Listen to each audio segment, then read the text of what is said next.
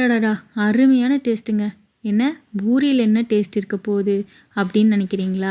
இது சாதா பூரி இல்லைங்க, பலாப்பழ பூரி. வீட்டில் யாராச்சும் பலாப்பழம் சாப்பிடாம இருந்தாங்கன்னா கண்டிப்பாக உங்களுக்கு இந்த டிஷ்ஷை செஞ்சு கொடுங்க. கண்டே பிடிக்க முடியாது. இதே மாதிரி பலாப்பழத்தோட ஸ்மெல்லு சுத்தமாக காமிச்சே கொடுக்காது.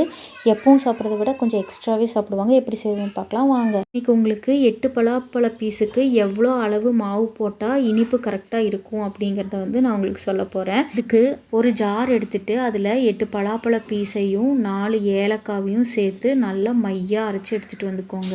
அது அப்படியே ஓரமாக வச்சுட்டு இப்போ ஒரு பவுலில் கோதுமை மாவு எடுத்திருக்கேன். இது ஒரு 150 கிராம் வரும். இந்த பவுல்லையே கணக்கு வச்சு நம்ம எல்லாமே சேர்த்து போகிறோம். அடுத்ததாக அதே பவுலில் ஒரு அரை பவுலுக்கு சத்து மாவு எடுத்துக்கிறேன். இது எல்லா சத்துணவுகள்லேயும் கிடைக்கும். இது உங்ககிட்ட இல்லை அப்படின்னா அதில் 1/4 கப்புக்கு ராகி மாவு ஆட் பண்ணிக்கோங்க. இப்போ நம்ம அரைச்சி வச்சுருந்த பலாப்பழ பியூரி ஆட் பண்ணிப்போம். இந்த பழத்துலேயே உங்களுக்கு அதிகமான இனிப்பு இருந்துச்சுன்னா இனிப்புக்கு நீங்கள் எதுவுமே சேர்க்க வேண்டாம். அப்படி இனிப்பு கம்மியாக இருக்குன்னு ஃபீல் பண்ணிங்கன்னா சர்க்கரையோ கரும்பு சர்க்கரையோ உங்கள் டேஸ்ட்டுக்கு ஏற்ற மாதிரி நீங்கள் ஆட் பண்ணிக்கலாம். அடுத்ததாக அதே பவுலில் 1/4 பவுலுக்கு ஏற்ற மாதிரி ரோஸ்டட் ரவையும் ஒரு அரை டீஸ்பூன் உப்பும் ஆட் பண்ணிவிட்டு நல்லா பிசைஞ்சு விட்டதுக்கப்புறமா கொஞ்சம் கொஞ்சமாக தண்ணி சேர்த்து ஒரு 50% மாவானக்கப்புறம் 4 டேபிள் ஸ்பூன் எண்ணெய் ஆட் பண்ணிவிட்டு இந்த மாதிரி பதத்துக்கு கொண்டு வந்துக்கோங்க. இதை அப்படியே ஒரு 15 மினிட்ஸ்க்கு ரெஸ்ட் விட்டுருவோம். மூடி ஓரமாக எடுத்து வச்சுருங்க. இது நம்ம பரத்துறதுக்காக கோதுமை மாவு தட்டில் கொட்டிக்கலாம்.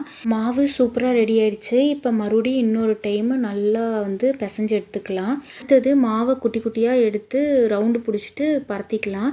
நான் ஷேப்பு கொண்டு வரதுக்காக எதுவும் பண்ண மாட்டேன். அப்படியே பரத்தி எண்ணெயில் போட்டு எடுக்க போகிறேன். ஃபஸ்ட்டு சட்டியை அடுப்பில் வச்சுட்டு எண்ணெய் ஊற்றி ஆன் பண்ணி சிம்மில் வச்சுக்கோங்க.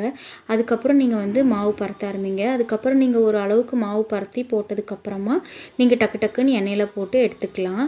ஈஸியாக இருக்கும் உங்களுக்கு. அது நீங்கள் எந்த மாதிரியெல்லாம் பூரி போடுவீங்கன்னு சொல்லிட்டு எனக்கு கமெண்ட்டில் சொல்லுங்கள். சூப்பரான புசு புசு பூரி ரெடி ஆயிடுச்சுங்க. அவ்வளோ டேஸ்ட்டாக இருக்குது. ரொம்ப இனிப்பு ஜாஸ்தியும் இல்லை, ரொம்ப கம்மியும் இல்லை. கரெக்டான இனிப்பு சட்டிலாக இருக்குது. இதுக்கு சைடிஷ் எதுவும் தேவைப்படாது அப்படிங்கிறதுனால இப்படிங்கிறக்குள்ளே நீங்கள் லஞ்ச் பாக்ஸ் குழந்தைங்களுக்கு செஞ்சு கொடுத்து விடலாம்.